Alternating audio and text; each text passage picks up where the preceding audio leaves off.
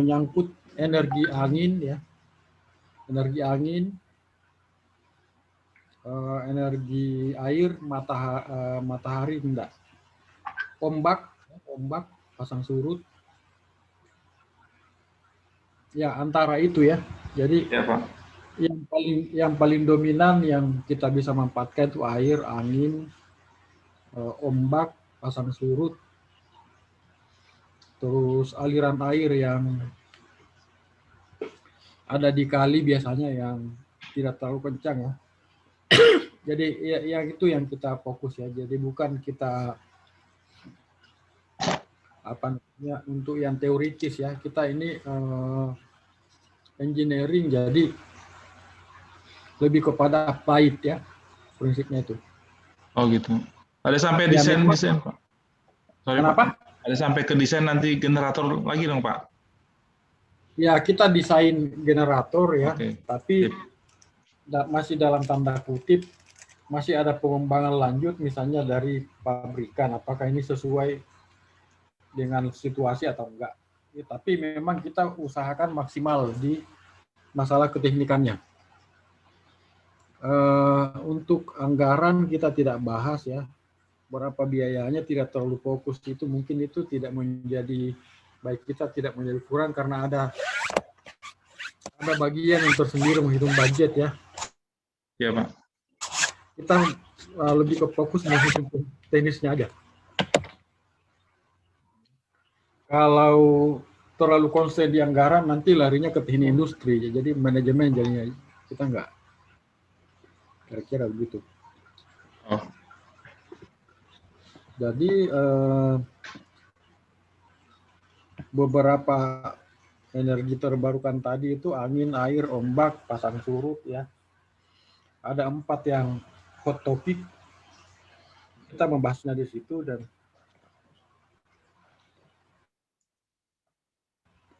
selain itu tentu energi yang yang bisa di recovery dari suatu pembakaran ya, pembakaran dari suatu mesin, kemudian menghasilkan gas buang dan sebagainya yang tidak dimanfaatkan, kemudian bisa lagi ditangkap, kemudian menggerakkan generator, mungkin juga kita akan belajar sedikit seperti itu. Lalu memanfaatkan flux bocor yang ada di pembangkit, kemudian kita jadikan sebagai suatu penggerak ya, untuk menghasilkan energi listrik.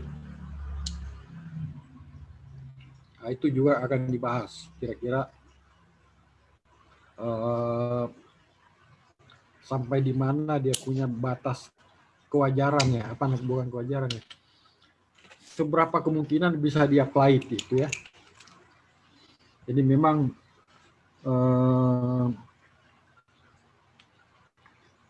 kita ada konsep, ada cerita, ada cita-cita, tetapi di dalam engineering itu pasti kan ada batas. Oh, sampai sekian itu tidak mungkin karena materialnya belum ada gitu ya. Ya, jadi materialnya belum ada atau materialnya ada tapi pabrikasinya nggak ada gitu. Nah, itu lebih kepada permasalahan yang sudah semacam ekonominya ya. Misalnya kita di Indonesia ada baja lunak ya. Misalnya ada kita mengkoleksi banyak lunak, tapi pabrikannya tuh nggak ada. Ditanya ada, tapi sebenarnya nggak ada karena untuk yang seperti itu tidak gampang gitu loh.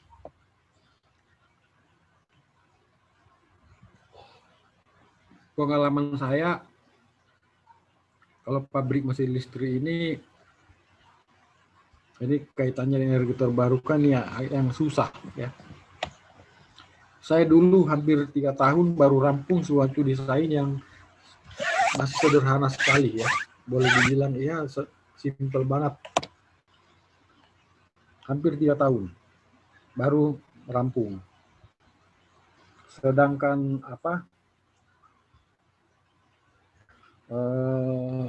bahannya itu tersedia cukup banyak. Bahan tersedia cukup banyak, tidak ada alasan bahwa apa namanya, itu tidak bisa dikerjakan, hanya memang alatnya nggak ada. Ya, kita di sini fokus adalah kepada karakteristik energi terbarukan. Salah satu karakteristik energi terbarukan itu adalah tidak menentu. Ya. Jadi tidak menentu. Kadang-kadang besar sekali. Kadang-kadang kecil sekali dalam waktu yang kita tidak tahu, kita tidak bisa tentukan. Ya. Misalnya angin ya, terutama angin ya. Angin salah satu energi yang susah sekali diprediksi walaupun ada alat ukurnya. Di dalam implementasinya itu sangat sulit ya. Sangat sulit dan butuh effort untuk membuat suatu perencanaan yang baik ya. Mungkin dari segi sistem kontrolnya, belum lagi dari segi penempatan dan sebagainya, penempatan ya. Jadi angin itu tidak stabil, maka kita harus menggunakan suatu mesin yang bisa mengantisipasi keadaan daripada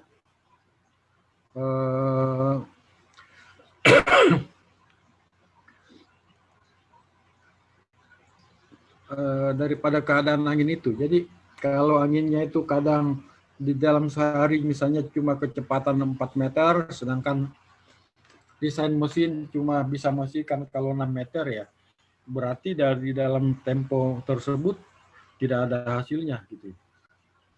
Nihil gitu. Jadi di sini kita harus bermain atau dengan kata lain menyesuaikan keadaan angin supaya energi ini bisa dimanfaatkan ya. Itu untuk angin. Kalau untuk air yang problemnya sebenarnya adalah masalah bendungan sebenarnya. Air memang ada tetapi terkadang juga bisa kering ya. Dan ketika kering banyak juga bendungan yang banyak pembangkit air yang tidak bisa berfungsi karena pasokan air jadi menurun. Ya. Jadi ini ada kaitannya sebetulnya dengan perubahan iklim. Perubahan iklim, situasi juga di lingkungan tempat air itu berada ya. Jadi saya mau katakan jadi ekologi atau pola hidup masyarakat di sekitarnya itu bagaimana ya kan. Jangan sampai tukang tebang pohon ya. Pohonnya ditebang lalu kemudian terjadi kekeringan, air tidak keluar lagi dari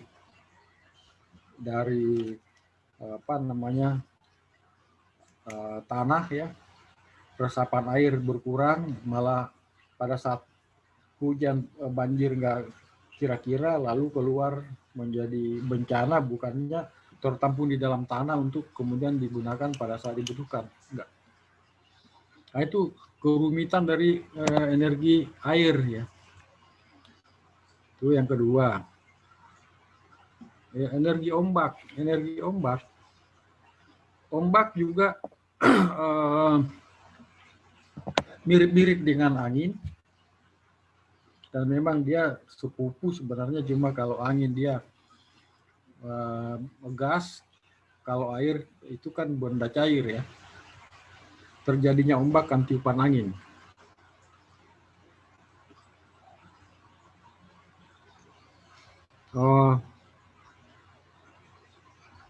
Ombak juga terkadang tidak ada ombak sama sekali, terkadang ombak itu besar sekali.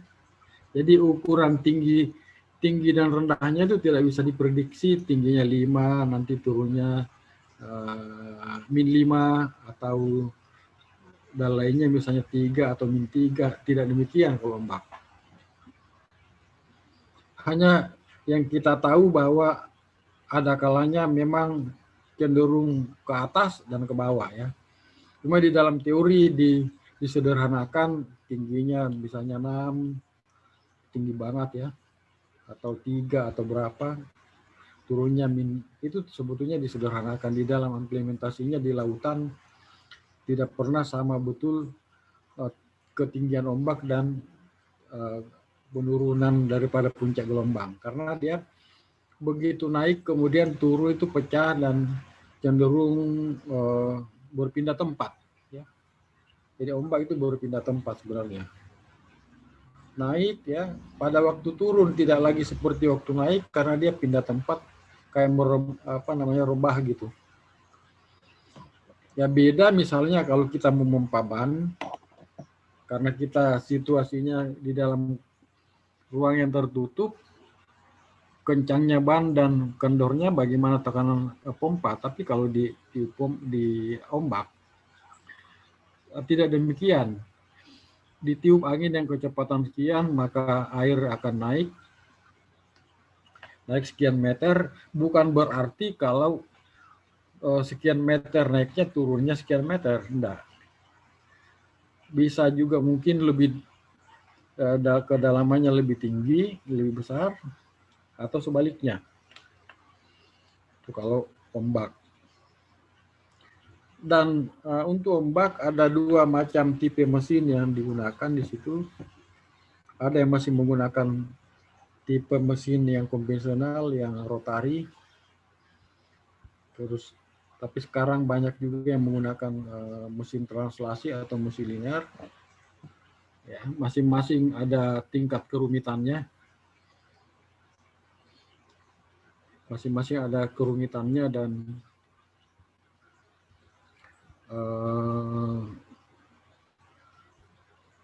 nah inilah tantangannya sebetulnya, kerumitan inilah menjadi tantangan karena siapa yang bisa memanfaatkan semua situasi ombak itu, maka itulah yang paling bisa diandalkan ya.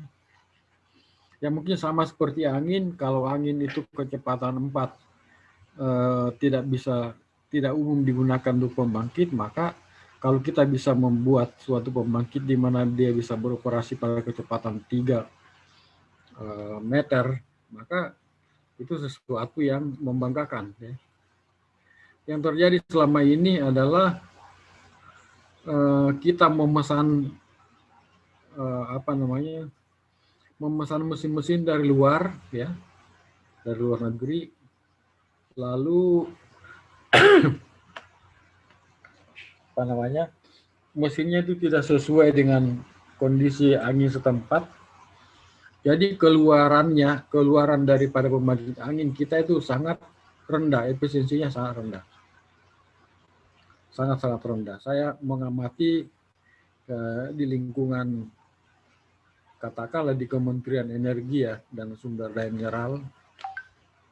Kebetulan saya di sana juga salah satu staf yang menangani masalah energi terbarukan. Saya melihat mesin listrik yang digunakan selama ini sampai hari ini itu masih try error. Jadi belum ada yang standar karena memang kita masih mencari format yang sesuai. Nah, ada kemungkinan untuk daya yang sama dengan mesin A dengan mesin B, tapi tempat yang berbeda, itu desainnya juga berbeda. Itu bedanya angin dan diesel. Kalau diesel mau dipasang di Banda Aceh atau di Sorong, di Kalimantan Utara, di Maumere, Surabaya, di Pontianak, itu kalau diesel sama semua. 1000 watt, 1000 kilowatt atau 1 mega, standar operasinya sama, tapi kalau turbin angin enggak. Nah, misalnya dipasang di Pulau Mentawai ya, itu tidak sama kalau yang akan digunakan di Madura, walaupun sama-sama KW-nya misalnya 100 kW. Dan sudah pasti kalau demikian berarti sistem kontrol, karena kita kemungkinan harus menggunakan kontrol, settingannya juga beda, gitu ya.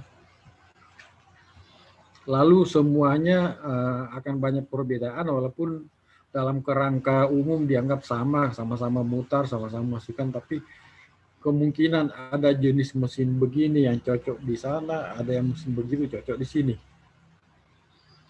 Mesin yang paling banyak digunakan saat ini seperti yang kita pernah pelajari sedikit di desain mesin listrik atau mesin listrik lanjut itu adalah antara lain mesin magnet permanen. Mesin magnet permanen ini dipilih dikarenakan efisiensi tinggi. Mesin magnet permanen ini efisiensinya tinggi, namun ukurannya tidak sebesar dengan mesin konvensional yang harus diberikan suatu penguatan luar, ya, penguatan tertentu agar mendapatkan suatu flux, ya. Mesin magnet permanen tidak demikian. Mesin permanen flux untuk keperluan pembangkitnya dihasilkan dari magnet permanen yang ada di dalam magnet yang dipasang di mesin tersebut. Nah, dilihat dari sisi kepraktisan, tentu mesin magnet permanen lebih praktis dibanding suatu mesin yang menggunakan eksitasi. Sangat praktis. Yang kedua, ukuran dari mesin magnet permanen tentu saja tidak segede dari mesin yang biasa.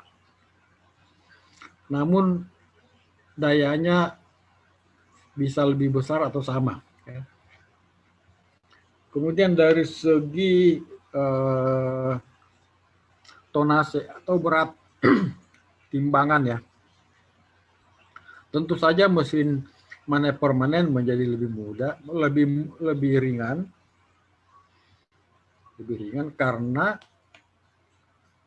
untuk flux demi pembangkitannya dia hanya menggunakan magnet permanen, di mana magnet permanen ini lebih ringan apabila dibandingkan dengan kita menggunakan belitan yang dililit pada inti rotor. Jadi perbedaan ini kemudian ditangkap oleh para insinyur bahwa kalau kita bisa menghasilkan suatu flux yang besar dengan berat yang tidak begitu tinggi, maka ini yang bisa dimanfaatkan untuk menghasilkan energi listrik pada sistem pembangkit tenaga angin atau tenaga energi terbarukan. Karena pada dasarnya pada energi terbarukan efisiensi dari mekaniknya itu rendah, ya. Sehingga kalau kita misalnya menggunakan peralatan yang cenderung lebih berat, maka efektivitasnya menjadi berkurang.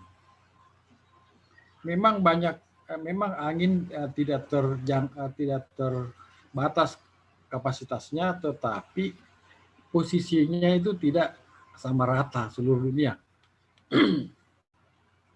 Saya kasih contoh misalnya di Asia Timur, ya, seperti Formosa, ya kan, Jepang, RRC.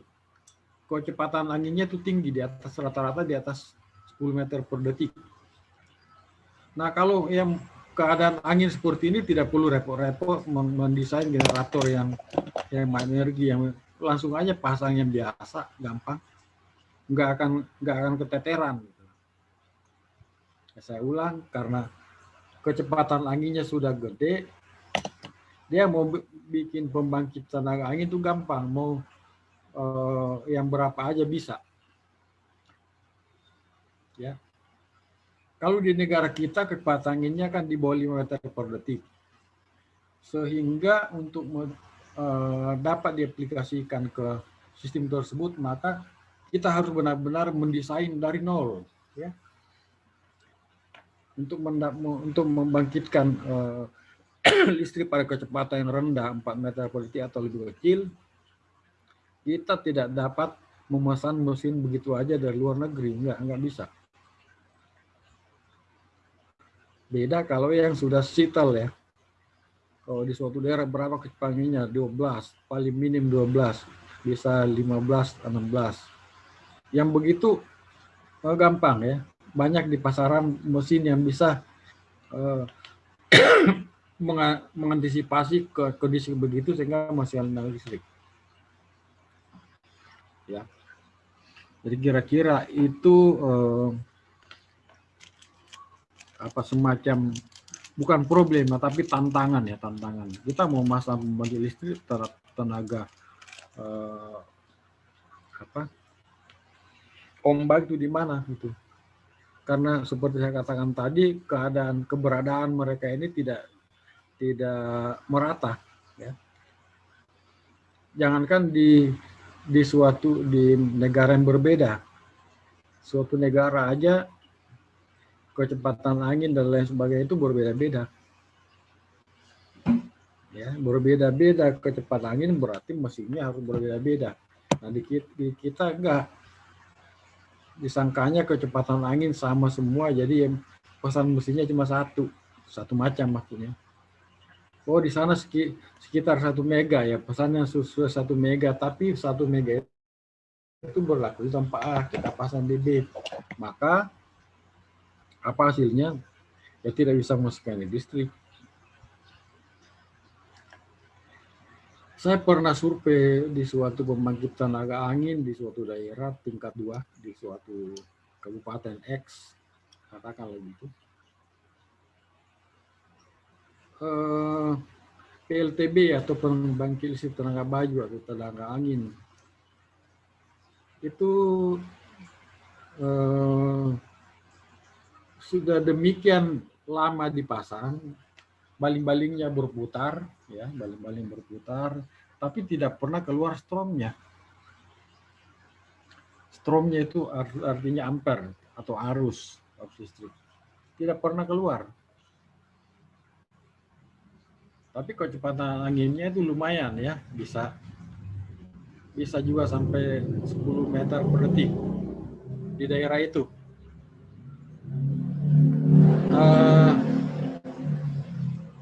Setiap ada pengecekan dari instansi yang berwenang, selalu yang dipermasalahkan kontrol. Oh ini kontrolnya begini, begitu. Kontrolnya dirubah dan lain-lain, sampai berkali-kali, entah 6 kali atau berapa puluh kali, tetap aja tidak menghasilkan energi listrik. Ini suatu fakta, bukan imajinasi ya. Ya sangat miris ya. Sangat miris karena biaya untuk pengadaannya itu juga nggak murah banget. Gitu.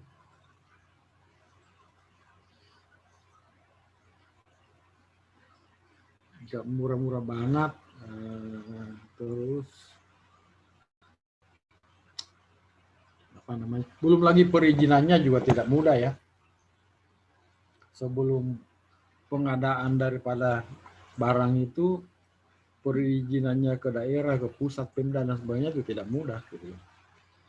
Sekalipun misalnya mau sekali proyek itu adalah bupati, dia tetap harus mengikuti aturan di Pemda itu, walaupun pada dasarnya membuat aturan dia gitu. Tapi begitu dia mau action, nah itu nggak semudah itu gitu.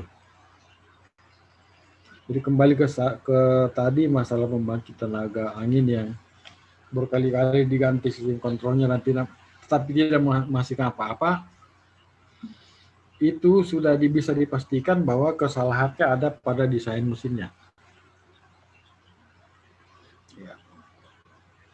Jadi desain mesinnya dia tidak menggunakan mungkin suatu generator permanen, tapi dia mungkin menggunakan generator induksi. Generator magnet permanen dengan generator induksi itu sangat bertolak belakang dia punya konsep. Ya. Generator induksi cenderung beroperasi pada kecepatan tinggi. Ya. Ciri khasnya induksi begitu. Dan dibuat dia supaya menghasilkan putaran yang tinggi. Sedangkan pada pembangkit tenaga angin sebetulnya harus diterapkan suatu pembangkit yang berkecepatan rendah. Tidak boleh yang kecepatan tinggi. Karena dasar pergerakan dari tenaga angin itu sendiri adalah suatu kecepatan yang rendah. Oke, suatu saat ada kecepatan tinggi, tapi kecepatan angin tinggi itu kan tidak sampai sebulan. Paling sehari, 2 hari, 3 hari. Nah, ada pengusaha yang nakal, ya. Oh, dia main babat aja, ya kan? Disamain aja dia misalnya mengunjungi Belanda, mengunjungi apa, negara mana-mana.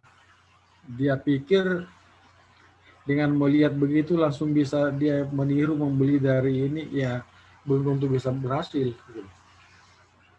Sekali lagi untuk energi terbarukan itu kita tidak bisa meniru negara lain dalam segi kapasitas atau dalam segi tata laksana dari pengadaannya, tidak bisa.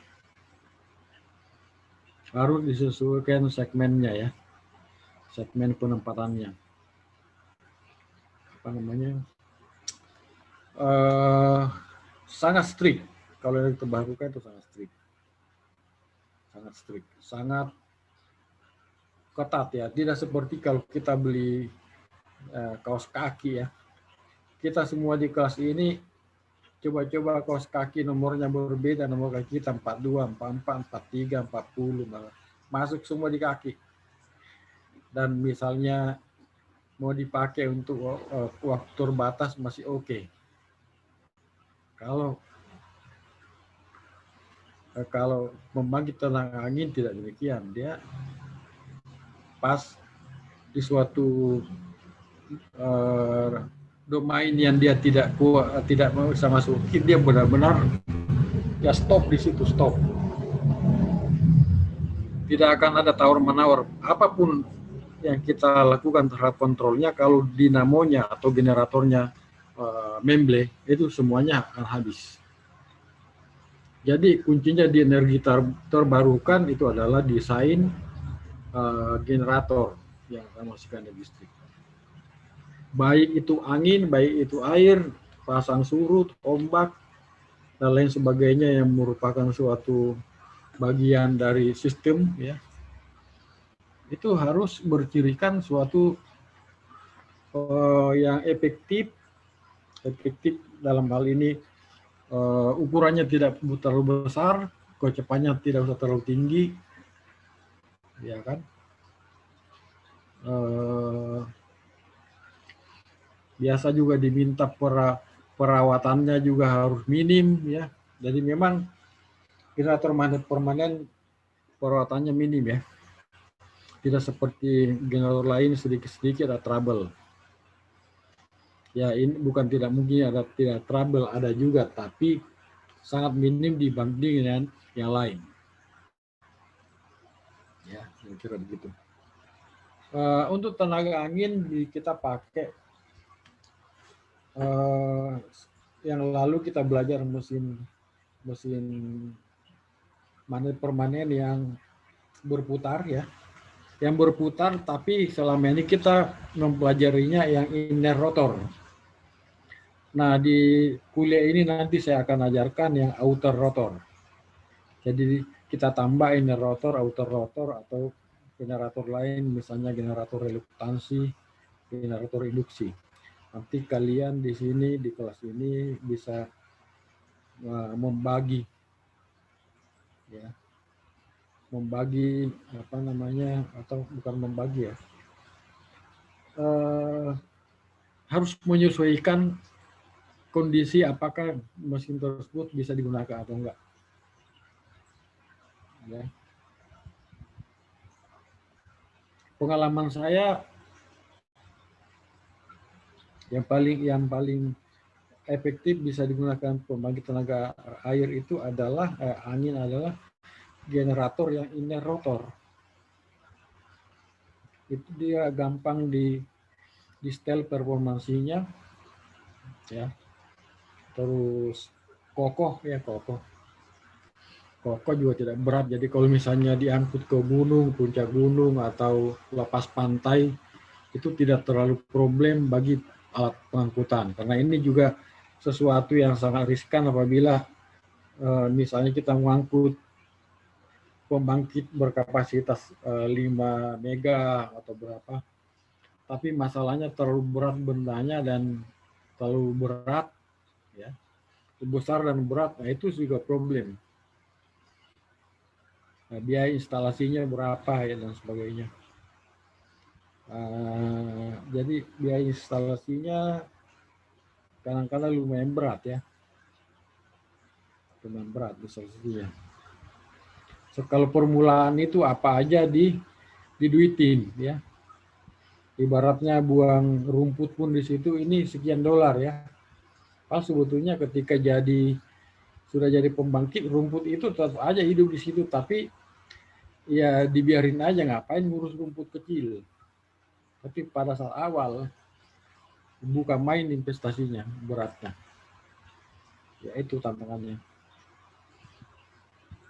Jadi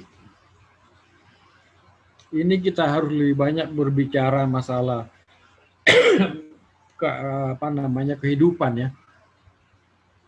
Jadi kehidupan dipecahkan, jadi kita belajar sini bukan sekedar supaya lulus dalam ujian, tetapi bisa merenung bagaimana menyelesaikan permasalahan yang aktual, bukan yang teori-teori yang dikemas sedemikian sehingga kedengarannya prosesnya gampang, outputnya ya tinggi, ya tidak demikian.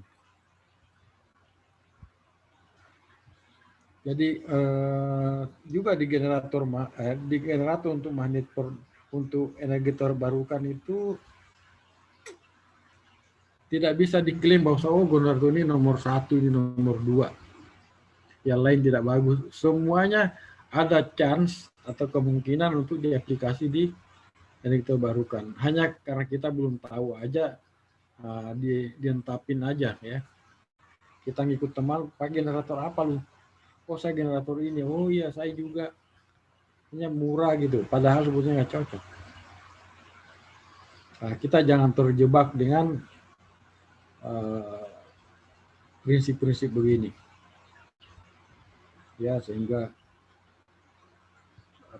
kita bisa namanya penghematan ya, walaupun kita bukan ekonomi, tapi penghematan itu harus selalu dipikirkan di dalam suatu perencanaan. Hemat bahan bakar ya kan, bukan hemat bahan bakar kan, bahan bakar, hemat biaya material ya. Jadi kalau bisa kita membangkitkan suatu tenaga listrik dengan sekian mega atau sekian watt kW, kenapa mesti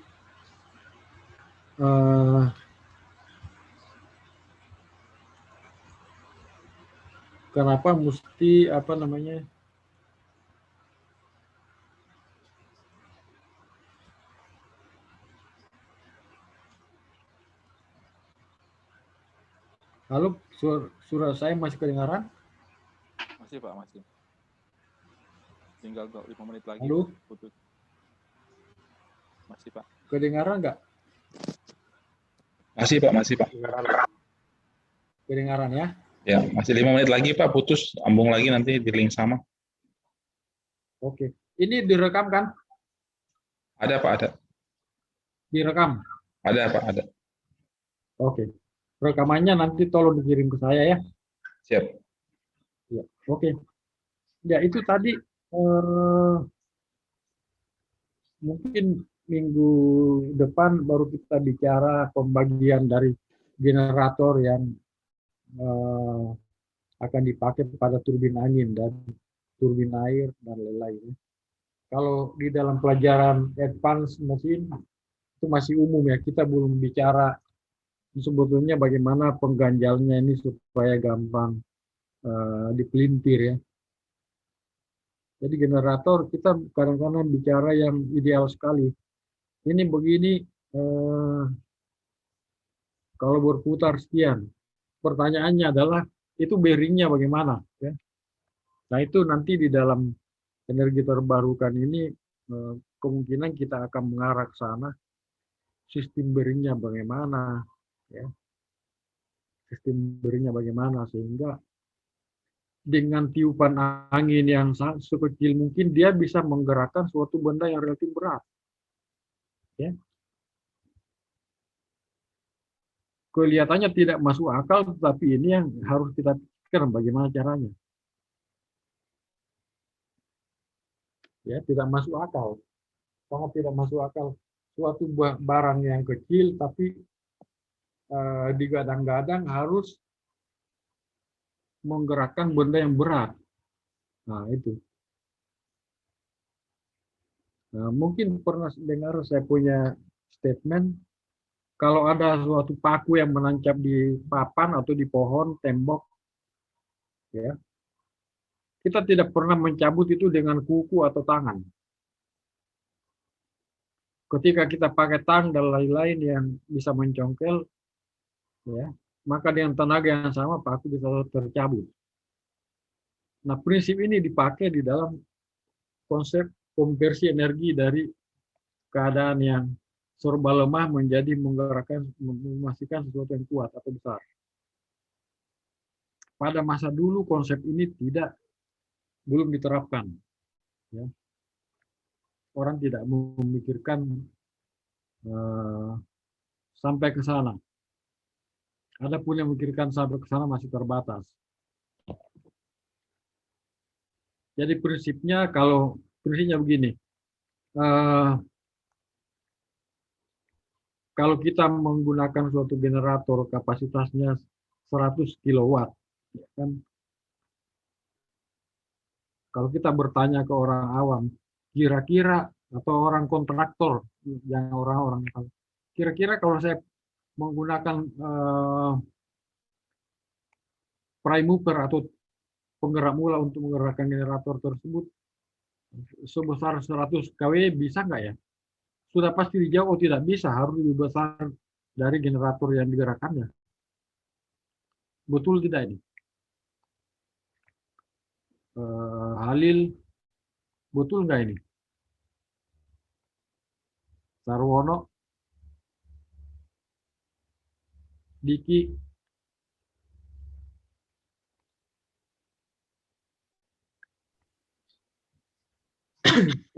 Willy, kira-kira gimana? Benar nggak? Maaf Pak, bisa diulang?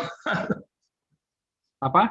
Bisa diulangi Pak pertanyaannya? Jadi gini,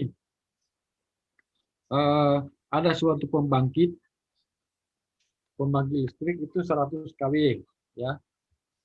Karena untuk membangkit listrik itu kan harus ada prime mover atau penggerak mula yang memutar generator, ya kan. Pertanyaannya kalau daya keluarannya 100 kW, apakah yang menggerakkan itu harus 100 kW juga? Oh ya enggak lah Pak, berarti nggak ada gunanya dong Pak. Maksudnya harusnya sih enggak Pak. Kenapa? Harusnya tidak Pak. Sorry. Kan outputnya diharapkan 100. Penggeraknya kalau 100 ya hasilnya 0. Oh enggak, belum tentu 0.